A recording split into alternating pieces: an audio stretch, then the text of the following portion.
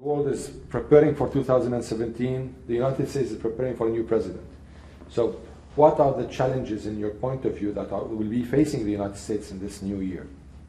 Well, I think with the election of Donald Trump, we really have a confluence of several issues. I mean, I think it's clear that there's a post-Cold War global order that we're seeing, and we're seeing signs that this global order is coming under tremendous stress.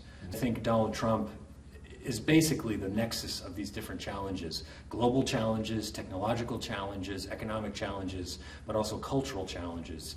And it's very difficult at this point to predict how all this will come together in a new American administration. Will the issues inside, the internal issues in the United States, prevent President Trump from concentrating more on foreign policy? Well, in a sense, I actually think he has a much freer hand than Barack Obama did 8 years ago when he was elected. One, he enjoys a Republican-controlled Congress, which looks set to maintain its majority for at least the next 4 years.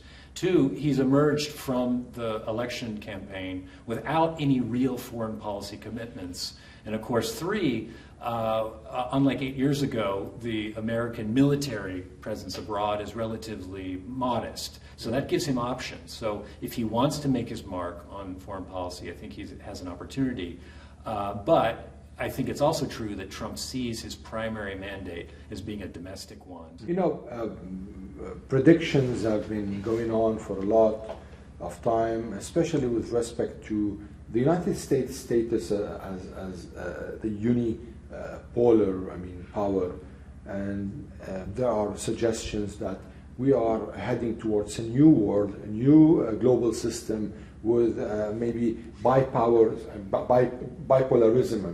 And we have several powers. Some others are saying no, we won't have a global power anymore. Every country will be preserving its national interest.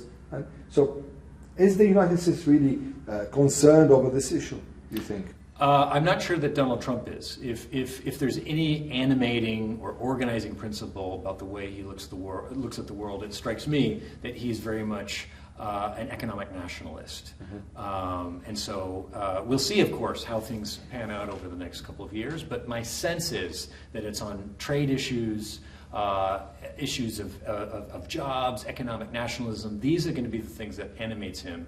And with respect to the Middle East, that suggests to me that possibly he'll be less interested in this region than he will, say, Canada or Mexico or China or Europe, just because of the volume of trade between Washington, the United States, and those countries. What does it mean that he wouldn't be interested in the Middle East? Well, I think if you look at the trajectory of the United States in the Middle East, frankly, since Barack Obama mm-hmm.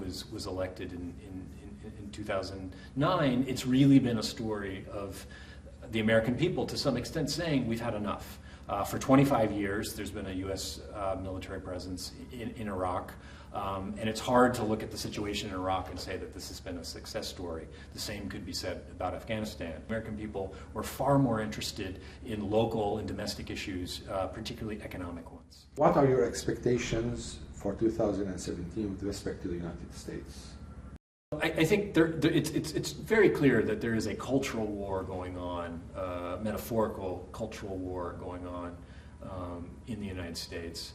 And I think two things will determine the outcome of that. Well, first of all is the economy. Essentially, Donald Trump's real electoral mandate is creating jobs and creating opportunities, particularly for these disaffected rural communities who felt that they haven't had a voice in Washington for a generation.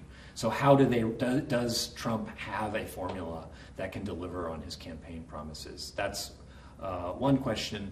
The second question is just Donald Trump as a kind of political theater. How much patience do the American people have, essentially, for a reality show as a political administration? If they have a lot of patience for it, if they like it, then it could reinforce Donald Trump using Twitter as a kind of form of diplomacy and as a political tool. If they grow tired of it, then I think we may see a reemergence of the institutions, a reemergence of the political establishment if he recognizes that he can't run a presidency in the same way that he ran a political campaign. And for that, we'll have to sit and wait and find out. President Trump, since the campaign, and maybe even after the campaign, he was giving kind of positive vibes towards the Russians. Will we witness a new era of relations between Washington and Moscow? The short answer is we'll see. It's very difficult to predict. I think both President Putin and President-elect Trump have sent kind of positive signals back and forth.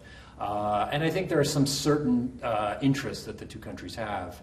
But on the other side, I think institutionally, there's lots of mistrust on both sides. And as well as in terms of national interest, there are clearly many areas in which those interests come together. So how that all pans out in terms of the foreign policy, it's very difficult for me or for anyone, I think, to predict at this point.